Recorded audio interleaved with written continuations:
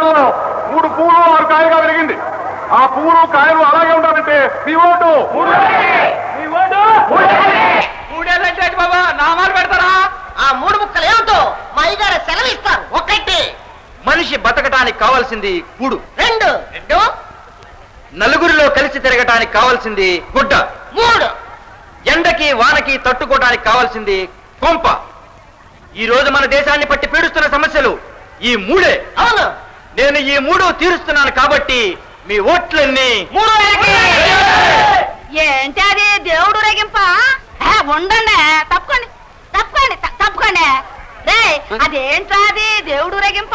నీకెందుకేం పుస్తలా నా తెలితే ఏంటి వచ్చేది? నువ్వు చస్తావు, నేను వెళ్ళి చూడాల్సిందే. రే ఏంట్రా అది? అమ్మో ఊట్లో పడిపోయింది. నా ఓటు నూతిలో పడిపోయిందా? బయటికి లాగండి నా ఓటుని.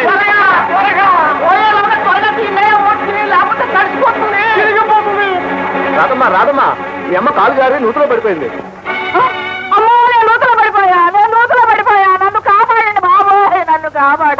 గారు మీరు నూతిలో లేరు, మీ ఇంట్లోనే మీ మంచం మీద ఉన్నారు. బాబు నా మంచం మీదే ఉన్నాను. అయ్యో నాకు మతి కాలిపోతుందో ఏంటో, నా మతి మండిపోను. ఏం లేదు, ఇంజక్షన్ ఇస్తాను. వద్దు బాబాయ్, నాకు చిన్నప్పటి నుంచి సూది మంది అంటే భయం బాబు. మీకంత భయంగా ఉంటే ఇంజక్షన్ ఎందుకు ఇస్తాను, వద్దురండి. మా నాయనే నా బాబే, నువ్వెంత మంచోడు అయ్యా. పార్వతమ్మ గారు, వంటింట్లో పిల్లి దూరినట్టుందండి.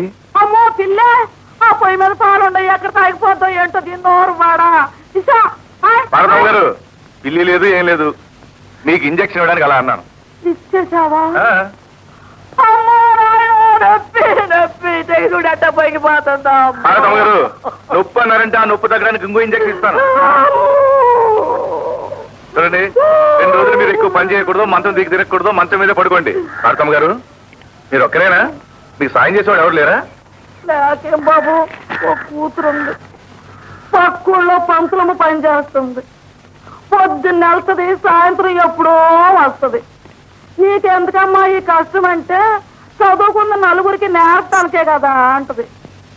ఏంటో ఆ 3 ముళ్ళు ఏం చేసి ఒక కై చేతిలో పెడితే నా భారం తీరిపోద్ది కదా అనుకుంటే, ఆ ముహూర్తం రానంటుందే. అది రానంత వరకు రాదు, వస్తే ఆగదు. ఈ మాత్రలు గూడి నుంచి తెప్పించుకుని రేపు వెళ్ళండి వాళ్ళని, నేను మళ్ళీ వచ్చి వస్తాను.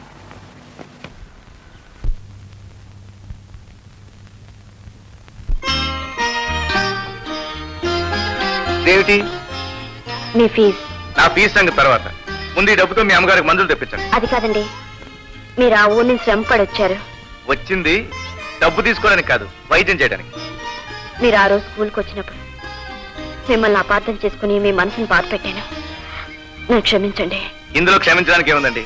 టీచర్ గా మీ డ్యూటీ మీరు చేశారు, డాక్టర్ గా నా డ్యూటీ నేను చేశాను. కానీ మనిషిగా మీ మంచితనాన్ని ఇప్పుడే తెలుసుకున్నాను. ఆ మంచితనానికి కనీసం కృతజ్ఞత చెప్పుకోవడం నా బాధ్యత.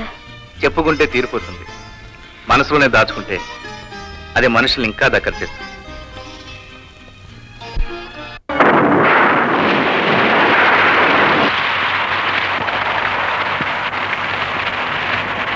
ఏంటి డాక్టర్ గారు సూర్య కింద నిలబడ్డారు, వర్షం ఆపేసిందా? అవునండి. తగ్గేదాకా ఇక్కడే ఉంటారా ఏంటి? రండి, ఇంటి దగ్గర వదిలి పెట్టాను. కాసేపులో తగ్గిపోతుంది, మీకెందుకు లేండి శ్రమ. ప్రజలకు సేవ చేసే డాక్టర్ గారు, పర్వాలేదు రండి. ఏమిటో మొహమాట పెట్టేస్తున్నారు. సరేలేండి రండి. నిజంగా మీ ఓర్పుకి చాలా మెచ్చుకోవాలండి. ఎందుకండి? స్కూల్లో అంతమంది పిల్లలతో ఎలా పడుతున్నారండి? వాళ్ళ అరుపులకి కేకలకి విసుగు పట్టలేదు. ఎందుకండి విసుగు? నాకు పిల్లలంటే చాలా ఇష్టం. నాకు పెళ్ళైతే 10 మంది పిల్లల్ని కనేసి మా ఇంట్లోనే పాఠశాల పెట్టేస్తాను. అరే ఇద్దరం పూర్తిగా తెలిసిపోయామే. ఆడగొడుకు కదండి. అది సరే గాని, రేపు ఆదివారం మీ ప్రోగ్రాం ఏమిటండి? మా బడి పిల్లలందరినీ తీసుకుని పక్కూరు జాతరకు వెళ్తున్నానండి. అలాగా? ఇదిగో మిల్లు వచ్చేసింది. అరే ఇల్లు వచ్చినట్టే లేదే. ఇల్లు మన దగ్గరికి రాలేదండి, మనమే ఇంటి దగ్గరికి వచ్చాం. థ్యాంక్స్ అండి, వస్తానండి.